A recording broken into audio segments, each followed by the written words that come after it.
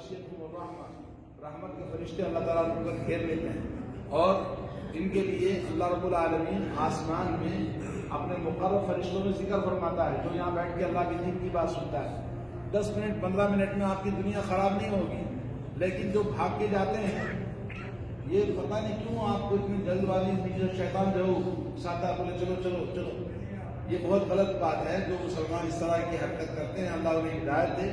اور آج دنیا میں اتنے زیادہ فتنے مصیبتیں ہیں، لوگ دین سے بھاگنے لگتے ہیں، ایسے نہیں مانگ رہے، آپ سے کوئی چیز طلب نہیں کر رہے۔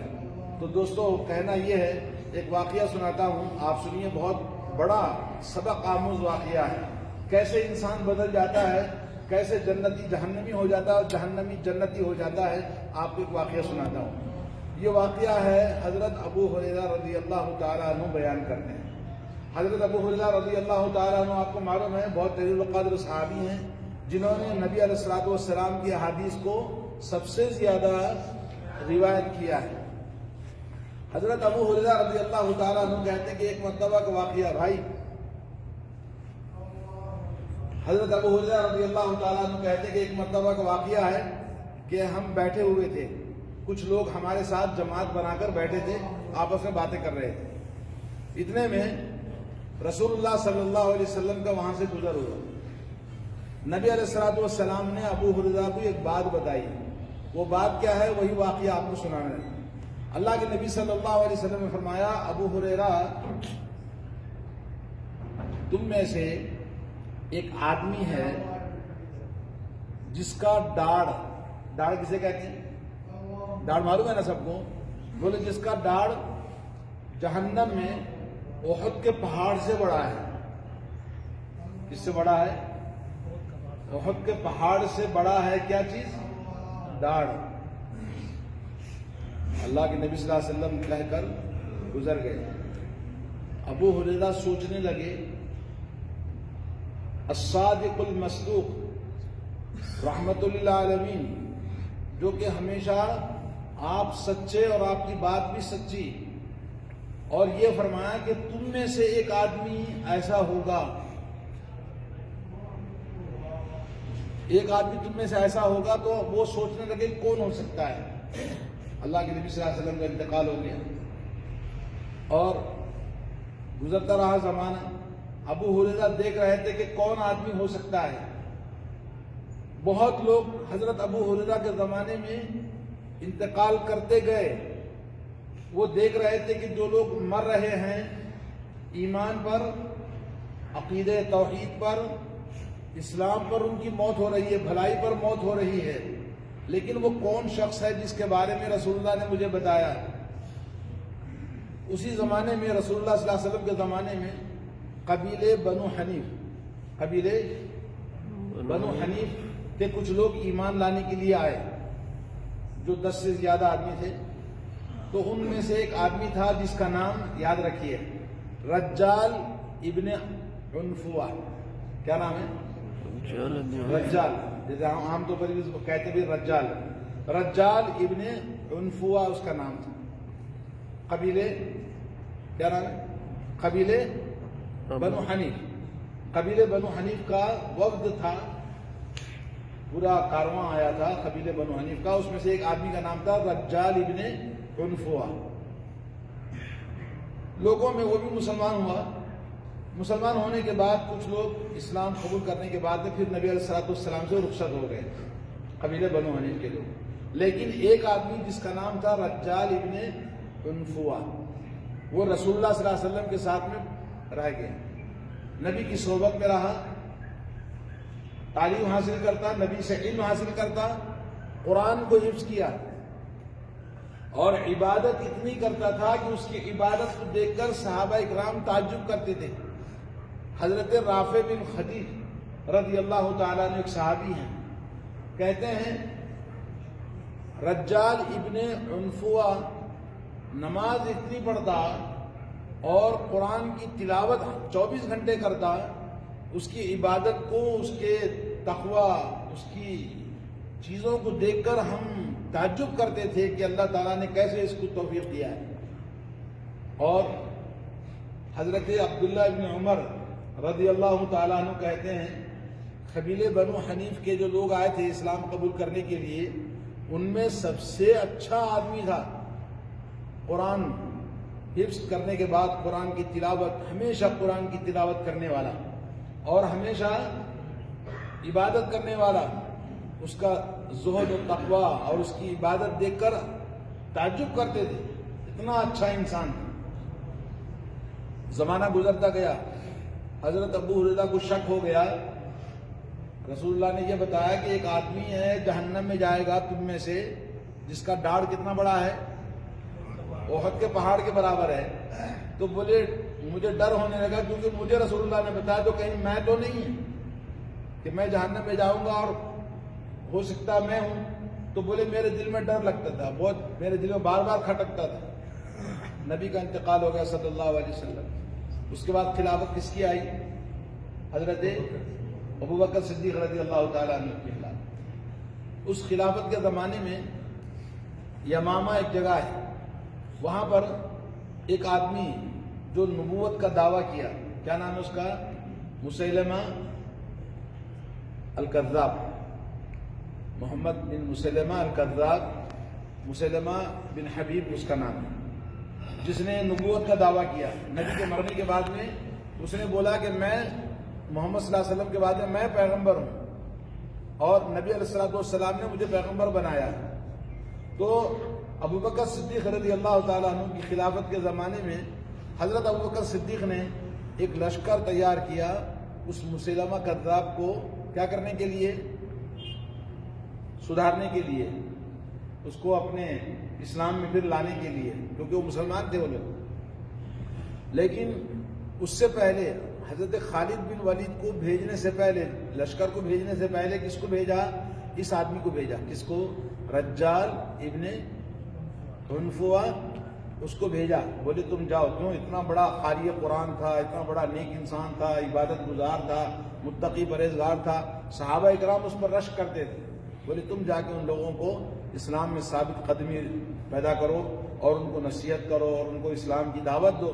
اور بولے یہ جھوٹا کذاب ہے، اس کی بات نہ مانے. تو یہ گیا. جانے کے بعد مسیلمہ کذاب، جس کی تاریخ میں نام بھی مسیلمہ کذاب کے نام سے، مسیلمہ بن حبیب کذاب. تو اس نے وہاں جانے کے بعد، کون؟ رجال جانے کے بعد میں اس نے آفر کیا.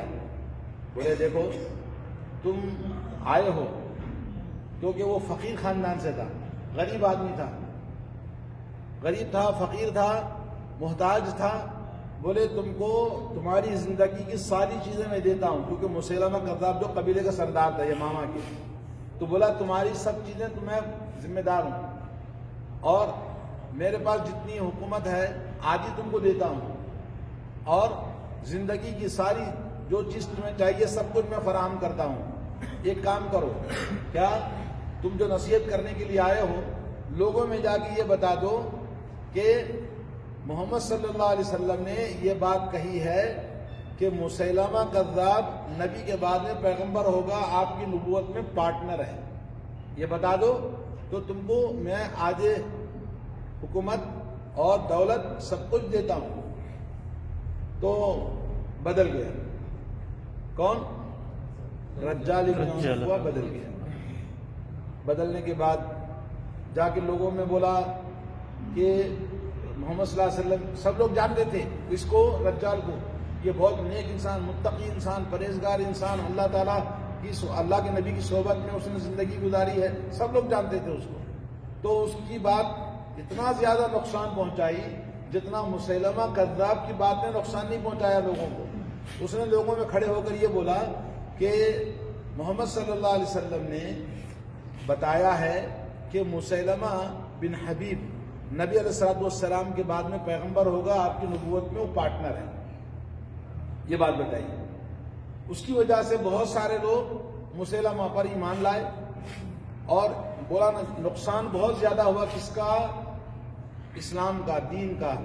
مسیلمہ سے اتنا نقصان نہیں ہوا جتنا کہ اس رجال ابن عنفوہ سے ہوا. پھر اس کے بعد حضرت خالد بن ولید کو حضرت ابوبکر صدیق کی خلافت میں ایک لشکر تیار کیا اور اس لشکر کو ان کا سر کچلنے کے لیے بھیجا.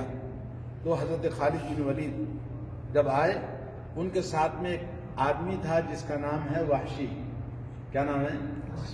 جانتے ہیں وحشی کون ہے؟ جس نے حضرت حمزہ اسد اللہ رسول اللہ کا شیر، اسد اللہ و اسد رسول اللہ، حضرت حمزہ رضی اللہ تعالیٰ عنہ کو اس نے کیا کر دیا تھا؟ قتل کیا تھا اسلام سے پہلے. کون سی جنگ میں؟ جنگ احد میں. کون سی جنگ میں؟ جنگ احد میں حضرت حمزہ کو قتل کرنے والا جس کا نام ہے وحشی. مکے میں جب مکہ فتح ہوا تو اس وقت میں رسول اللہ صلی اللہ علیہ وسلم جب مکے پر چڑھائی کیے تو یہ آ کے مسلمان ہو گیا. کون؟ وحشی. نبی علیہ الصلوۃ والسلام نے کہا تمہارا اسلام قبول ہے، میرے سامنے مت آنا، کیوں تم کو میں اسلام تو قبول کرتا ہوں، یہ تو اسلام اللہ کا دین ہے، لیکن تم نے جس آدمی کو شہید کیا ہے حضرت حمزہ اسد اللہ کو شہید کیا ہے، تو نبی کو بہت دکھ تھا. تو نبی علیہ الصلوۃ والسلام نے اس کا اسلام قبول کیا تھا مگر دیکھنا پسند نہیں کیا اس کو. تو اس نے اسی وقت قسم کھائی تھی مکے میں کعبے میں کہ میں ایسے ہی ایک آدمی کو قتل کروں گا جس طرح بڑے انسان حضرت اسد اللہ حضرت حمزہ کو شہید کیا ہے، ویسے ہی اسلام آنے کے بعد میں ایسی بڑے دشمن اسلام کو میں قتل کروں گا. اس نے دل میں ارادہ کر لیا تھا، طاق میں تھا. تو یہ جنگ یمامہ، یہ کیا ہے؟ جنگ یمامہ جو مسیلمہ کذاب کے ساتھ ہوا تھا، اس میں وحشی بھی آیا تھا. وحشی نے دل میں ارادہ کر لیا کہ آج میں اس مسیلمہ کذاب کو قتل کروں گا.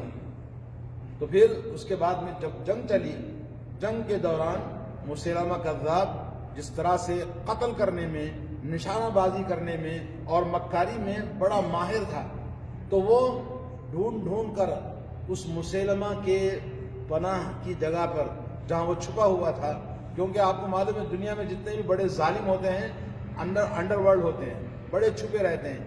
آج بھی وہی حال ہے، جو بھی بڑے مجرم ہوتے ہیں وہ کسی کے ہاتھ آسانی سے نہیں پہنچتے ہیں. تو اسی طرح وہ چھپا ہوا تھا، لوگ لڑ رہے تھے، جنگ چل رہی تھی، لیکن یہ طاق میں حضرت کیا نام اس کا حضرت حمزہ کے بدلے میں قتل کرنے کی نیت سے کہ اللہ کے نبی صلی اللہ علیہ وسلم میرے سے خوش ہو جائیں، جس طرح میں نے حضرت حمزہ کو شہید کیا ہے ویسے ہی اس آدمی کو قتل کروں گا جو دشمن اسلام ہے مسیلمہ کذاب. وہاں تک پہنچا اور اس نے اس وحشی نے اس مسیلمہ بن حبیب کذاب کو قتل کر دیا. قتل کرنے کے بعد جب جنگ چلی تو اس جنگ میں وہ بھی قتل ہو گیا. مسلمانوں کے ساتھ جو مقابلہ کر رہے تھے، دشمن جو مرتد ہو گئے تھے، ان میں کون تھا؟ رجال ابن عنفوہ بھی تھا، وہ بھی قتل کر دیا گیا.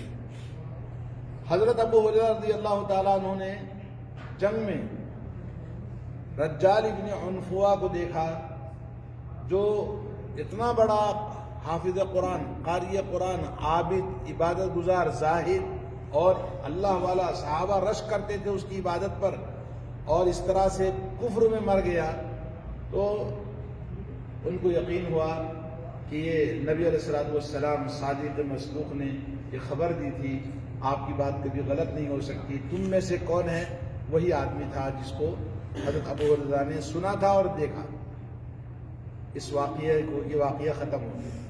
آپ کو بتانا کیا چاہتا ہوں، ایک انسان جو اللہ کا شیر، نبی کا شیر حضرت حمزہ کو شہید کر دیا تھا جب وہ کافر تھا، اللہ نے اس کو اسلام میں داخل کیا اور اسلام کی بدولت اس نے اسلام میں جنگ کیا اور ایسے ہی بڑے دشمن اسلام کو قتل کیا، جیسے دنیا میں سب سے بڑے مجاہد کو قتل کیا تھا.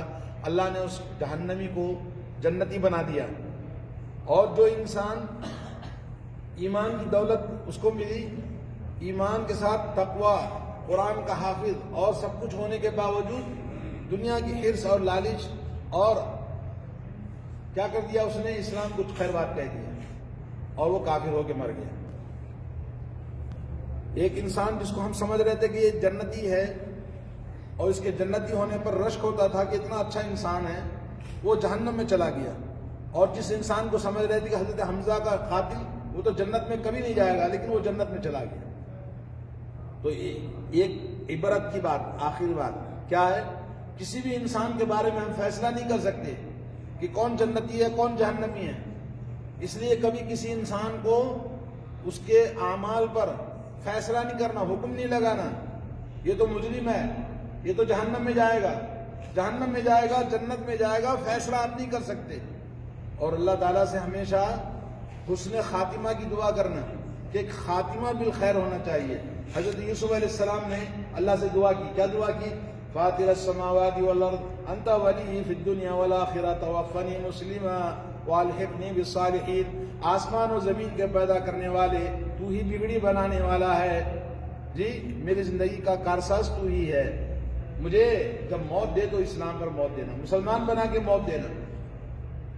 یوسف علیہ السلام جی، تو بھائی ہم کو دنیا میں اپنی زندگی کی فکر، اپنی آخری وقت کی فکر کرنی چاہیے۔ اللہ کے نبی صلی اللہ علیہ وسلم فرماتے ہیں ان اللہ یبسط یدہ بالنہار لیتوب مسیء اللیل، اللہ رب العالمین صبح میں اپنا ہاتھ پھیلاتا ہے تاکہ رات میں گناہ کرنے والا اپنے گناہوں سے توبہ کر لے، اور رات میں اللہ تعالیٰ اپنے ہاتھ کو پھیلاتا ہے تاکہ دن میں گناہ کرنے والا توبہ کر لے۔ صبح کا توبہ کرنا ہے اور شام میں توبہ کرنا ہے۔ یہ 5 وقت کی نماز کیوں پڑھتے ہیں؟ اللہ سے توبہ کرنے کے لیے۔ انسان ہر لمحہ غلطی کرتا ہے، اور نبی علیہ الصلوۃ والسلام کی ایک حدیث سناتا ہوں کہ انسان ایمان کے راستے پر، جنت کے راستے پر چلتا رہتا ہے یہاں تک کہ اس کے اور جنت کے بیچ میں 1 گز کا فاصلہ رہتا ہے، اور وہ جہنم والا کام کر کے جہنم میں چلا جاتا ہے۔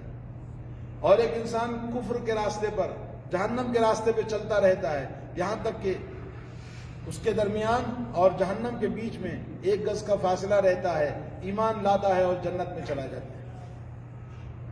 جیسے ابھی آپ نے دیکھا رجال ابن عنفوا کیسے وہ جہنم میں چلا گیا، اور یہ وحشی جس کو ہم سوچ نہیں سکتے، اتنا بڑا نافرمان جس نے اسد اللہ حضرت حمزہ کو شہید کیا تھا، اور وہ جنت میں چلا گیا۔ اور اسی لیے ہمیشہ اللہ سے دعا کرنا، یا مصرف القلوب صرف قلوبنا علی طاعتک یا مقلب القلوب ثبت قلوبنا علی دینک۔ اللہ سے دعا کرنا ہے، ہمیشہ اللہ کے نبی صلی اللہ علیہ وسلم دعا کرتے تھے اللہم آتی نفسی تقواها وزکیہا انت خیر من زکاہا انت ولیہا مولاہا اللہم الہمنا رشدنا وقنا من شرور انفسنا۔ میرے دوستو دعائیں یاد کرنا۔ ایک صاحب نے پوچھا سجدے میں اپنی زبان میں دعا کر سکتے ہیں؟ نہیں کر سکتے، سجدے میں نہیں کر سکتے۔ کیوں؟ نماز کے اندر جو سجدہ ہوتا ہے اور الگ سے سجدہ کر کے دعا نہیں کرنا۔ کچھ لوگ کیا کرتے ہیں، الگ سے نماز کے بعد سجدہ کر کے سجدے میں دعا کرتے ہیں، غلط ہے، بدعت ہے۔ نماز میں سجدے میں دعا کر سکتے ہیں۔ اللہ کے نبی نے کہا سب سے زیادہ اقرب ما یکون العبد الی اللہ وہو ساجد، سب سے زیادہ قریب انسان اللہ سے کب ہوتا ہے؟ جب سجدے میں ہوتا ہے۔ اس لیے فاکثروا من الدعاء، دعا کثرت کے ساتھ کرو، ممکن ہے اللہ تعالیٰ دعا تمہاری قبول کر لے گا۔ تو آدمی سجدے میں دعا کرنا ہے۔ کون سی دعا کرنی ہے؟ قرآن کی دعائیں پڑھنی ہیں، حدیث کی دعائیں پڑھنی ہیں۔ دعائیں سب ہیں، جو کچھ بھی ہمیں ضرورت ہے زندگی کی، ہر مصیبت، ہر اچھائی، ہر بھلائی کی دعا ہمیں اللہ نے قرآن میں بتایا ہے، حدیث میں بتایا ہے۔ لیکن آج مسلمان پڑھنا نہیں چاہتے، سیکھنا نہیں چاہتے، سننا نہیں چاہتے، اور یاد کرنا نہیں چاہتے۔ سب کچھ یاد کرتے ہیں مگر دین نہیں۔ تو میرے دوستو نماز میں سجدے میں دعا کرنا ہے، سبحان ربی العلیٰ اور سبحانک اللہم ربنا وبحمدک اللہم اغفر لی کے بعد میں آپ اپنی دعائیں آپ پڑھیں، قرآن کی دعائیں۔ حضرت موسیٰ علیہ السلام، حضرت یونس علیہ السلام، حضرت ایوب علیہ السلام، حضرت ابراہیم علیہ السلام، حضرت کتنے پیغمبر ہیں، قرآن میں سب کی دعائیں موجود ہیں، جو ہر مصیبت کے لیے، ہر پریشانی کے لیے دعائیں موجود ہیں۔ لیکن یاد کرنا کون؟ اس لیے آپ تمام کوشش کریں اپنے آپ کو سمیٹنے کی، تھوڑا سا اپنے دل کو، اپنی زندگی کو ایمان کی طرف رجوع کریں، دعائیں یاد کریں۔ دعاؤں یاد کرنے میں ساری زندگی کی بھلائی۔ اللہ تعالیٰ سے دعا ہے کہ اللہ تعالیٰ ہم سب کو توفیق عطا فرمائے اور ہم سب کا حسن خاتمہ فرمائے، ایمان پر ہم سب کا خاتمہ ہو۔ کلمہ رضیت باللہ ربا، رضیت باللہ، بولو رضیت باللہ ربا وبالاسلام دینا وبمحمد صلی اللہ علیہ وسلم نبیا۔ یعنی اے اللہ میں تجھ سے دعا کرتا ہوں کہ میرا رب کون ہے؟ اللہ، اور میرا دین کیا ہے؟ اسلام، اور میرے نبی کون ہیں؟ محمد صلی اللہ علیہ وسلم۔ یہی 3 سوال ہوں گے نا قبر کے اندر، تو ہمیشہ اس دعا کو پڑھتے رہنا چاہیے۔ تو اس طرح سے دوستو یہ واقعہ قابل عبرت ہے، اور ہمیں اللہ سے ڈرنا چاہیے۔ اپنی کب زندگی بدل جائے، کب ایمان سے آدمی ہاتھ دھو بیٹھے، تو اس لیے ہمیشہ اللہ تعالیٰ کا ذکر، اللہ تعالیٰ سے اپنی ثابت قدمی۔ یثبت اللہ الذین آمنوا بالقول الثابت فی الحیاۃ الدنیا وفی الآخرہ، جو ایمان والے ہیں ان کو اللہ تعالیٰ دنیا میں بھی ثابت قدمی عطا فرماتا ہے، آخرت میں بھی ثابت قدمی عطا فرماتا ہے۔ تو جو آدمی قبر میں دفن کرتے ہیں اس کے لیے اللہ کے نبی نے کیا فرمایا؟ فَاسْأَلُوا لَهُ الثَّبَاتَ، اس کے لیے ثابت قدمی کی دعا کرو۔ اللہم اغفر لَهُ وثبتہ بالقول الثابت، اللہ تعالیٰ سے دعا کرنا ہے، اے اللہ جس قبر میں ہم نے دفن کیا ہے اس آدمی کو قول ثابت، قول ثابت کیا ہے؟ لا الہ الا اللہ، توحید، نبی کا دین، نبی صلی اللہ علیہ وسلم جو سوال قبر میں ہوگا وہ جواب دینے کے لیے اس کو اللہ تعالیٰ توفیق عطا فرمائے، یہ دعا کرنی ہے جس کو ہم قبر میں دفن کرتے ہیں۔ تو اس طرح سے کچھ باتیں تھیں جو آپ کو، یہ واقعہ بڑا عجیب و غریب واقعہ ہے، اور ہمیں سمجھنے کے لیے اور اس پر عمل کرنے کے لیے اللہ تعالیٰ ہم سب کو توفیق عطا فرمائے۔ وصلی اللہ علیہ نبینا محمد وعلی آلہ وصحبہ۔